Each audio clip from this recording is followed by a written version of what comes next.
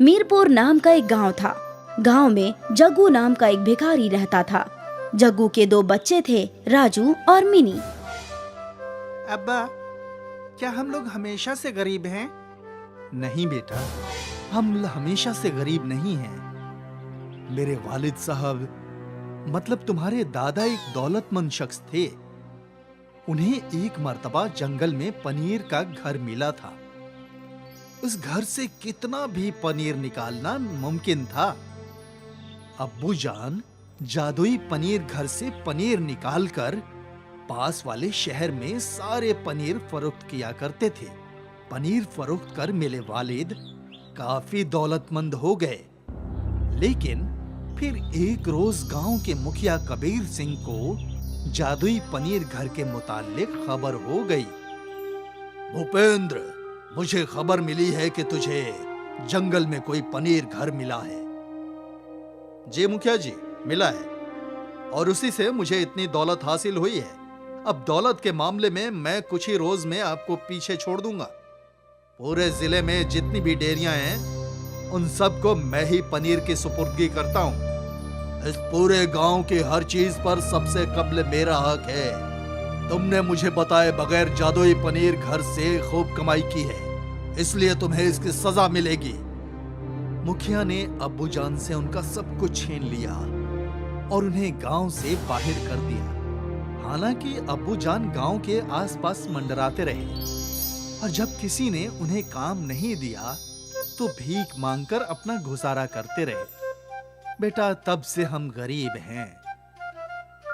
अब्बू जान, वो पनीर घर क्या अभी भी जंगल में है?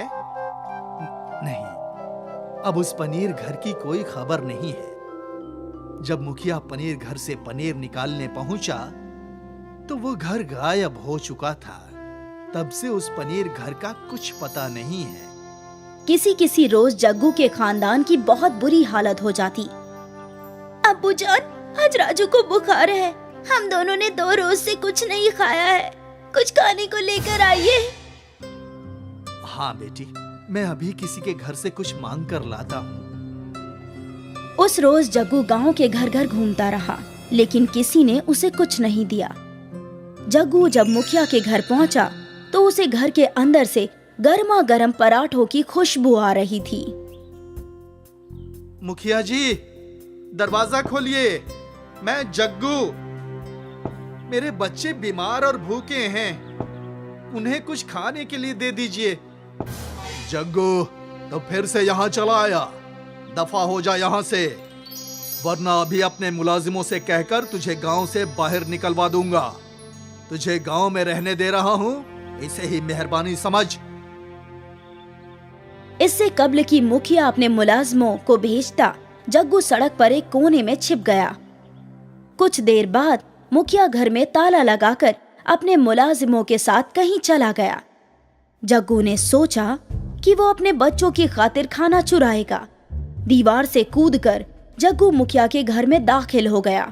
उसने 5-6 पराठे चुराए और भाग निकला। उस रोज जग्गू के खानदान का पराठों से पेट भरा। भरी दोपहरी में जब पूरे गांव में सन्नाटा था और जग्गू और उसके बच्चे सो रहे थे, तो एकाएक किसी ने जग्गू के घर का दरवाजा तोड़ दिया। जग्गू और उसके बच्चे खौफ के मारे कांप गए। दरवाजे पर मुखिया और उसके मुलाजिम डंडे लेकर खड़े थे। जग्गू, तेरी इतनी हिम्मत बढ़ गई है कि तूने मेरे घर में घुसकर चोरी की। सीसीटीवी कैमरे में मैं तेरी सारी हरकतें देखकर आ रहा हूं। मुलाजिमों, जग्गू की जमकर पिटाई करो और इन तीनों को गांव से बाहर फेंक दो। ऐसा कहकर मुखिया वहां से चला गया। मुखिया के दोनों मुलाजिम जग्गू को बुरी तरह लाठियों से पीटने लगे। राजू और मिनी अपने वालिद को इस तरह पिटते हुए देख ना पाए। दोनों ने अपनी अपनी गुलेल उठाई और मुखिया के मुलाजिमों के सीधे सिर पर गुलेल से पत्थर मारा। दोनों आदमी अपना अपना माथा पकड़कर बैठ गए। अरे मार डाला रे! अब्बू जान, जल्दी भागिए! तीनों लोग घर छोड़कर जंगल की जानिब भागे। मुखिया के दोनों मुलाजिम उनके पीछे पीछे भागे। जग्गू कहां तक भागेगा? तुझे और तेरे बच्चों को मैं नहीं छोड़ूंगा।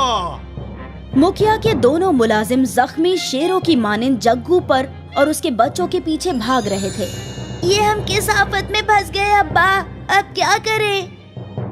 जग्गू को लग रहा था कि वो और उसके बच्चे अब नहीं बच पाएंगे। तभी यकाएक जग्गू और उसके बच्चों को पनीर का घर नजर आया। तीनों लोग पनीर के घर में दाखिल हुए। इससे कब्ल की मुखिया के मुलाजिम पनीर घर तक पहुंचते पनीर घर गायब हो गया। पनीर घर में तुम लोगों का खुशामदीद। इस जादुई घर से तुम जितना चाहो उतना पनीर निकाल सकते हो। क्या तुम वही पनीर घर हो जो मेरे वालिद साहब को मिले थे? हाँ, मैं वही हूँ। मैंने तुम्हारे वालिद को मना किया था मेरे जरिए कमाई गई दौलत का दिखावा न करना। अगर मेरे मुतालिक किसी को कुछ मालूम हो गया तो मैं गायब हो जाऊंगा। लेकिन तुम्हारे वालिद माने नहीं और आखिरकार मुखिया को मेरे मुतालिक खबर हो गई और तब मुझे गायब होना पड़ा। तुम वही गलती ना करना जो तुम्हारे वालिद ने की थी। नहीं, मैं ऐसी गलती हरगिज नहीं करूंगा और तुम्हारे मुतालिक किसी को नहीं बताऊंगा। लेकिन अगर फिर भी मेरे बताए बगैर किसी को तुम्हारे मुतालिक इल्म हो गया तो क्या होगा? तुम इसकी फिक्र ना करो, वो सब मैं संभाल लूंगा। सबसे कब्ल जग्गू और उसके बच्चों ने पेट भरकर पनीर खाया।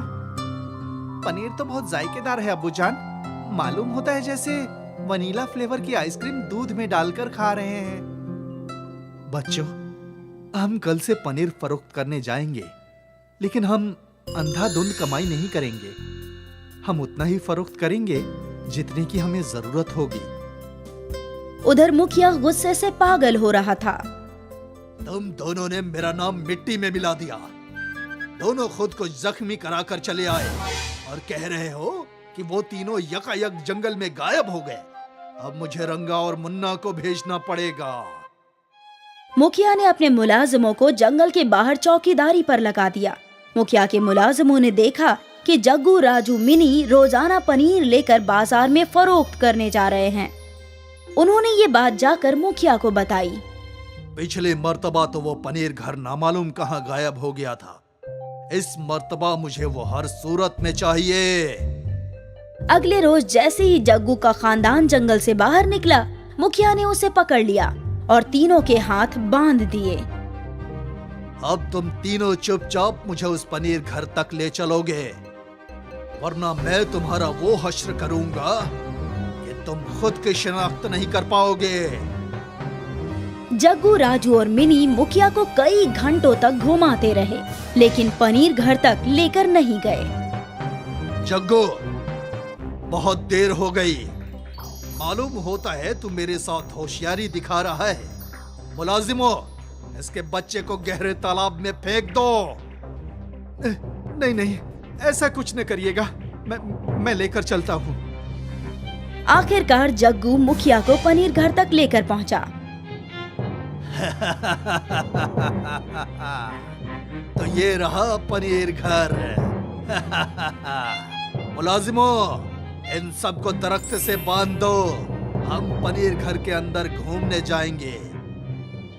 जैसे ही तीनों अंदर दाखिल हुए, ढेर सारा पनीर उनके ऊपर गिर पड़ा।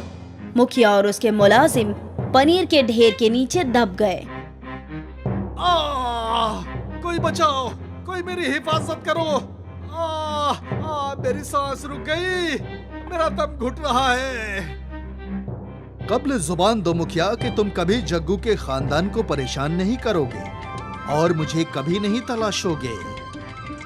ठीक है, मैं वादा करता हूँ, मैं गांव के किसी शख्स को परेशान नहीं करूंगा।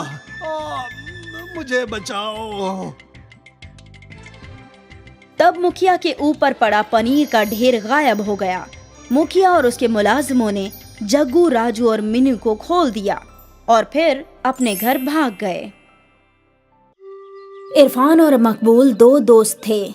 मकबूल की चिकन बेचने की दुकान थी और इरफान फिलहाल के लिए बेरोजगार था। क्या हुआ दोस्त, आज भी कोई नौकरी नहीं मिली? अब क्या बताऊं, समझ में नहीं आ रहा। इतनी तालीम का क्या फायदा जब एक नौकरी भी नहीं मिल रही। अब समझ में नहीं आ रहा कि क्या करूं। अब तो मुझ पे रुखसाना की भी जिम्मेदारी है। तुझे इतनी जल्दी निकाह नहीं करना चाहिए था मेरे दोस्त, लेकिन अब जब तूने निकाह कर ही लिया है तो काम बढ़ाना और ढूंढना ही होगा। तुम तो जानते ही हो कि कैसे हालात में मेरा निकाह हुआ है।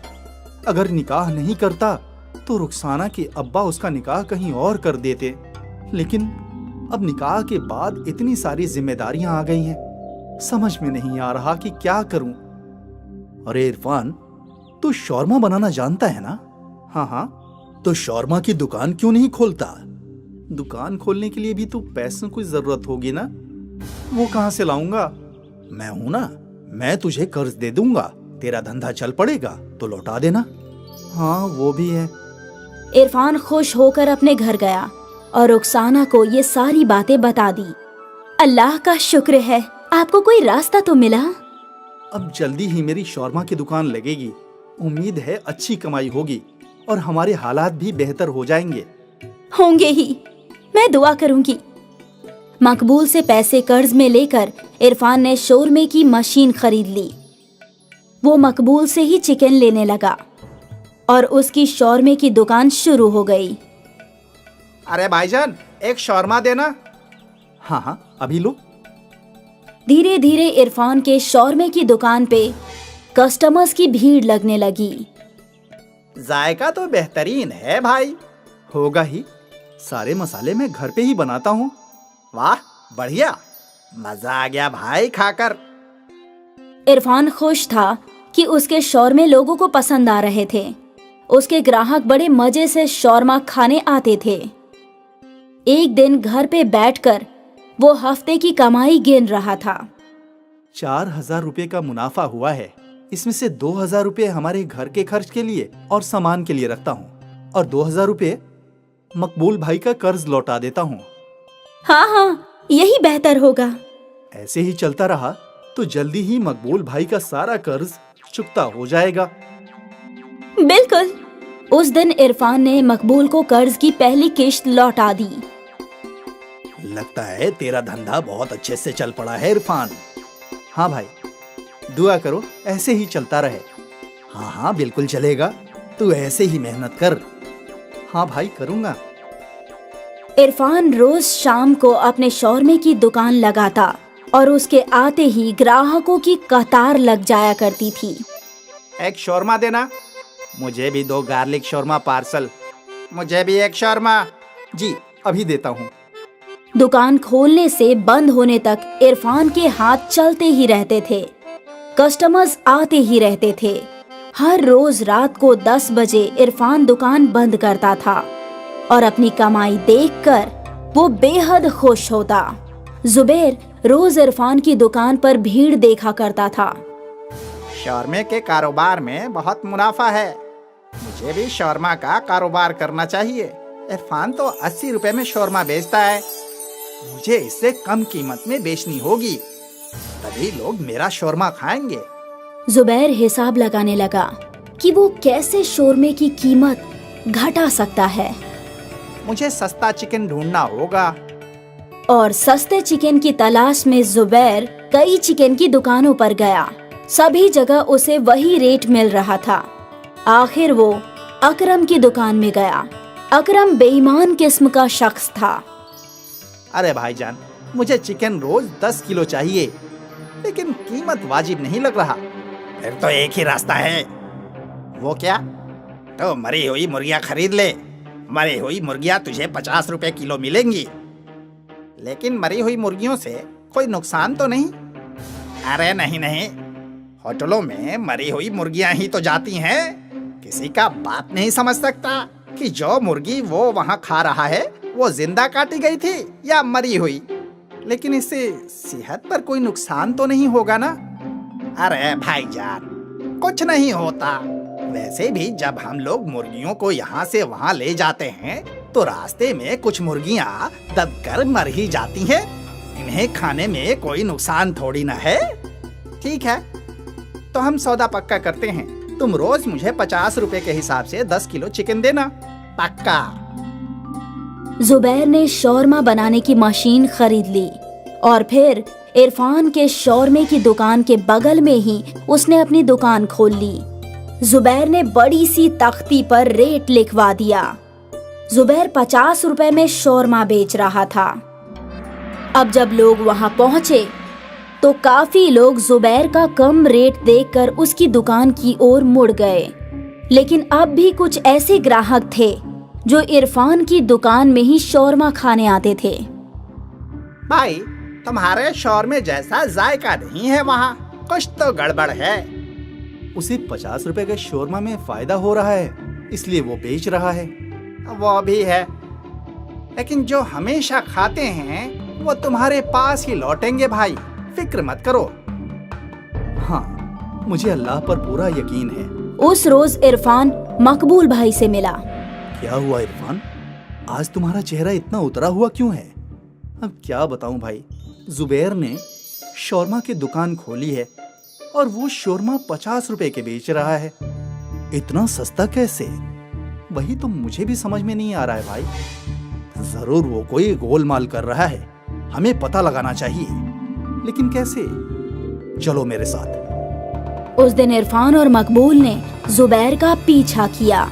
उन्होंने देखा कि जुबैर अकरम चिकन वाले की दुकान में गया। अब समझा क्या? ये अकरम एक नंबर का बेईमान है। ये जरूर जुबैर को मरी हुई मुर्गियों का गोश्त सस्ते में बेच रहा है, लेकिन ये तो वाजिब नहीं है। लोगों की तबीयत खराब हो सकती है। अब हमें क्या करना चाहिए? दोनों सोचने लगे कि वो जुबैर और अकरम को कैसे रोक सकते हैं। तभी मकबूल को याद आया कि उनके इलाके में एक फूड इंस्पेक्शन का दफ्तर है, जहां फूड की शिकायतें की जाती है। हमें फूड इंस्पेक्शन ऑफिस में जाकर कंप्लेन करनी चाहिए। ठीक है। इरफान और मकबूल फूड ऑफिसर के पास गए और वहां उन्होंने बड़े ऑफिसर को जुबैर की बेईमानी की कंप्लेंट की। हमें उस शौरमे की जांच करनी होगी। फूड ऑफिसर जुबैर की शौरमे की दुकान पर पहुंचे और वहां रखे चिकन और रोटियों की जांच करने लगे। अरे जनाब, कुछ सेटलमेंट करते हैं। 2 लोगों की जान के साथ खेल रहा है और हमें रिश्वत देने की बात कर रहा है। ऑफिसर ने सैंपल लिया और जांच की। सर, यह चिकन खाने के लायक नहीं है। इसे खाने से सेहत बहुत जल्दी खराब हो जाएगी। इसे पुलिस के हवाले कर दो। पुलिस ने जुबैर को गिरफ्तार कर लिया और फिर अकरम को भी गिरफ्तार कर लिया। सभी को जुबैर की बेईमानी के बारे में इल्म हो गया और एक बार फिर ईमानदार इरफान की दुकान पर कस्टमर्स लौट आए। इरफान की मुश्किल हल हो गई और लालची शौरमे वाले जुबैर को उसके किए की सजा मिल गई। हमेशा याद रखिए, हर वो चीज जो सस्ती हो वो अच्छी नहीं होती। लखनपुर नाम के कस्बे में सुषमा अपने बच्चे और शौहर राम दुलारे के साथ रहती थी। सुषमा का शौहर अपाहिज था, इस वजह से सुषमा ही घर की देखभाल किया करती थी। इसलिए सुषमा घर चलाने के लिए अपने भतीजे करण के साथ जलेबी की दुकान चलाया करती थी। करण झगड़ालू और बेईमान किस्म का इंसान था। हमेशा लोगों से झगड़ा और हमेशा गुस्से में रहता था। उसे अपने मामा की सारी जमीन और जायदाद हड़पनी थी। बेटा करण, जाकर दुकान खोल दो, मैं दूसरे कामों में व्यस्त हूँ। मैं कोई काम नहीं करने वाला। आप मामी होकर मुझसे काम करवाती हैं। आपको शर्म नहीं आती? मैंने तुमसे पहाड़ तोड़ने को तो नहीं कहा ना, बस इतना ही कहा कि दुकान खोल दो। करण वहाँ से गुस्से में दुकान खोलने चला जाता है। भाईजान, मुझे जलेबी के साथ दही भी देना। ये तुम्हारा तीसरी बार है जो तुम मुझसे दही मांग रही हो। जाओ, अब मैं नहीं दूंगा। तो क्या तुम मुझसे झगड़ा करना चाहते हो? तुम्हारा तो ये रोज का ही काम है। उन दोनों में बहस हो ही रही थी कि वहाँ पर सुषमा आ गई। देखिए चाची जान, ये मुझसे कैसे झगड़ा कर रहा है। यहाँ पर रुकना ही बेकार है। मैं चला, मुझे यहाँ पर नहीं रहना। करण वहाँ से बहस करके चला जाता है। सुषमा अकेले ही पूरा दिन दुकान चलाती है और शाम को थक हार कर अपने शौहर राम दुलार से सारी बातें बता देती है। आप उसे समझाते क्यों नहीं? मैं जानता हूँ सुषमा, मैं उससे एक बार बात करके देखूंगा। जी करिए और जल्दी करिए। दिन पर दिन उसका भविष्य खराब ही होता जा रहा है। राम दुलार करण को आवाज लगाकर बुला ही रहा होता है कि करण आधी रात को अपने दोस्तों के साथ आवारागर्दी करने चला जाता है। मैंने अपने हिस्से का खाना खा लिया है। मैं अपने दोस्तों के साथ रात भर पार्टी करने जा रहा हूँ। सुबह तक आऊंगा, वरना कल शाम तक, इसलिए मेरी फिक्र मत करना। देखा आपने, आज भी दुकान मैंने ही खोला और कल भी मुझे ही खोलना पड़ेगा। दूसरे दिन करण आधी रात को घर आया और अपने मामा राम दुलार के सारे कागजात लेकर अपने नाम करवाने के लिए।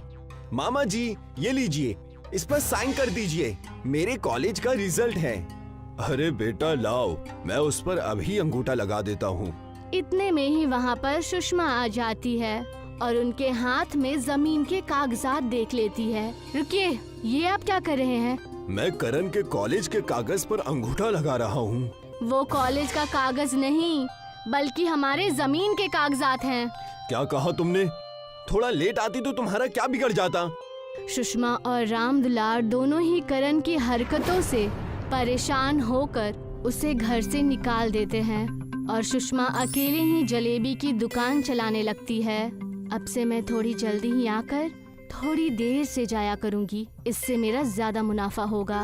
सुषमा दिन रात मेहनत करके अपने जलेबी की दुकान चला रही थी। इस दुकान की तो बैंड बजानी ही पड़ेगी। इसी ने मेरी जमीन मेरे हाथ में आने नहीं दी। अगर ये ना होती तो मैं पूरी दुकान और घर का मालिक होता। एक काम करता हूँ, जलेबी के अंदर फटे हुए दूध का पनीर डाल देता हूँ। पूरी जलेबी तहस नहस हो जाएगी। करण ने साजिश रची। करण ने फटे हुए दूध से बनी पनीर को जलेबी के बड़े से पतीले में डाल दिया। दीदी, मुझे गर्मा गर्म जलेबियाँ दो ना। रुक जाओ, अभी गर्मा गर्म बना कर दे रही हूँ। सुषमा अनजाने में ही वो पनीर मिलाई हुई जलेबी बनाकर दे देती है, जो कि लाल के बजाय पूरी सफेद थी। ये क्या मजाक किया आपने? मैंने आपसे गर्मा गर्म जलेबियाँ मांगी थी और आप मुझे ये मीठा पनीर खिला रही हैं। ये तो बस जलेबी के आकार का है, जलेबी थोड़ी ना है। ये कैसे हो सकता है? लगता है कुछ तो गड़बड़ है। उस औरत को दुकान से दूर जाता देख करण बेहद खुश हुआ। लगता है वो पुलिस को बुलाने जा रही है।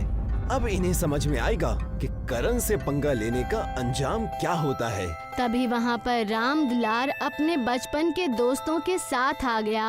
अरे सुषमा, मेरे कुछ दोस्त यहाँ पर तुमसे मिलने और हमारे दुकान की जलेबी खाने आए हैं। अरे वाह, ये तो बड़ी अच्छी बात है। जी, मैंने आपकी जलेबियों के बारे में बड़ा सुना है। जी, मैंने भी। हम पूरे 400 किलोमीटर दूर से रामू से मिलने आए हैं। सुषमा को जलेबी में पनीर डालने वाली बात पता थी, लेकिन मेहमानों की जिद और उत्सुकता की वजह से सुषमा ने उन्हें गर्मा गर्म पनीर की जलेबियाँ बनाकर दे दी। आपके यहाँ की जलेबी कुछ अलग नजर आ रही है। लगता है आज सुषमा ने नए तरीके से बनाई है। ये दिखने में जरूर सफेद है, लेकिन बहुत मजेदार है। और उनके जलेबी खाने से पहले ही वहाँ करण आ गया। हाँ हाँ, खाओ खाओ। इनकी जलेबी की वजह से कई ग्राहक भाग चुके हैं और अब तो आप सब भी भाग जाएंगे। जी, ये मेरा भांजा है, हमेशा बहकी बहकी बातें करता है। आप सब जलेबी खाइए। जैसे ही राम दुलार के बचपन के दोस्तों ने जलेबी खाई, वो पनीर मिलाई हुई जलेबी वो लोग खाकर दंग रह गए और कहने लगे, वाह भाभी वाह, क्या जलेबी बनाई है। जलेबी कम रसमलाई ज्यादा लग रही है। वाकई ये चीज बहुत शानदार है। आज से आप अपनी दुकान का नाम बदलकर पनीर जलेबी कर दीजिए और देखिए बड़ा फायदा होगा। क्या सच? मुझे नहीं पता कि ये सब कैसे हुआ। क्या कहा आपने? ये अच्छा लग रहा है। करण को उन सब की बातों पर विश्वास नहीं हुआ था और वो अपने ही मिलाए हुए पनीर को जलेबी के रूप में खाने लगा। पनीर जलेबी उसे बहुत पसंद आई। अरे ये तो सच में अच्छी है, लेकिन आप सब उनकी तारीफ क्यों कर रहे हैं? ये पनीर जलेबी मैंने बनाई है। हुआ ये कि इसमें पनीर मैंने ही डाल दिया और देखा आप सब ने मेरा कमाल। सुषमा सारी बातें समझ चुकी थी। तब उसने कहा, तुम चाहते थे कि हमारी जलेबी की दुकान बंद हो जाए और हम रोड पे आ जाएं, है ना? सुषमा, हमें ये सब बातें मेहमानों के सामने नहीं करनी चाहिए। और जैसे ही सारे मेहमान चले गए तब करण ने अपने मामा राम दुलार से कहा, मामा जी, आपने तो मुझे कुछ जमीन जायदाद भी नहीं दी। मैं बस आपसे इतना ही कहना चाहता हूँ कि आप मुझे ये दुकान दे दे और अब तो मैं यहाँ पनीर जलेबी ही बेचूंगा। हमें तुम्हें दुकान देने में कोई दिक्कत नहीं है, पर क्या तुम दुकान अच्छे से चला पाओगे? आप उसकी फिक्र मत कीजिए। अगर आपको लगे कि दुकान अच्छे से नहीं चल रही है तो आप ये दुकान ले लीजिएगा। ठीक है बेटा, हम ऐसा ही करेंगे। करण दिन रात मेहनत करके अपने पनीर की जलेबी के दुकान में काम करने लगा, लेकिन करण के दोस्त जिनके साथ वो आवारागर्दी किया करता था, वो इस बात से बिल्कुल भी खुश नहीं थे और उनमें से एक जिगरी दोस्त उनसे कहने लगा, चल करण, चलते हैं। मैं तुम्हारे साथ नहीं आ सकता। मुझे मेरी दुकान संभालनी है। मामा मामी ने भरोसा करके मुझे ये दुकान दी है। करण की बात न मानने पर करण के दोस्तों को उस पर गुस्सा आ जाता है और वो उसका धंधा चौपट करने के लिए षड्यंत्र रचता है और एक बाबा के साथ मिलकर उसके दुकान पर काला जादू करा देता है। करण के दुकान पर न होने की वजह से वो उस बाबा का दिया हुआ ताबीज पनीर जलेबी की दुकान में लगा देता है। अब आएगा मजा।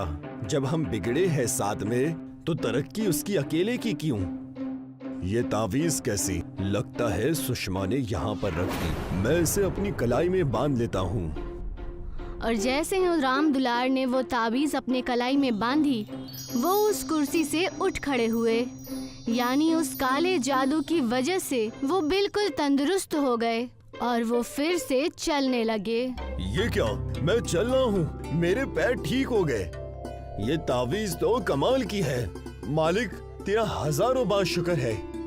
वहीं दूर खड़ा करण का दोस्त ये सब कुछ देख रहा था और वो देखकर वो दंग रह गया और उसके बाद वो उस बाबा के पास गया। तब बाबा ने उससे कहा, तुमने ये सोच भी कैसे लिया? तुम जैसे धोखेबाज की मदद मैं बस ऐसा ही करूँगा। 20 साल पहले की बात है। उस दुकान पर एक बेटी ने मेरी भूख मिटाई थी, मुझे जलेबियाँ खिलाकर। इसीलिए मैंने ये मेहरबानी की है। अब जब भी कोई उस दुकान की पनीर जलेबियाँ खाएगा वो हमेशा खुश रहेगा और उसकी बीमारी भी ठीक हो जाएगी। मुझे माफ करना बाबा, मेरे मन में जलन हो रही थी। और वैसा ही हुआ। उनकी जादुई पनीर जलेबी बहुत अच्छे से चलने लगी। करण के मेहनत की वजह से उसके मामा मामी उससे बेहद खुश थे और सब लोग मिलकर अब खुशी खुशी रहने लगे।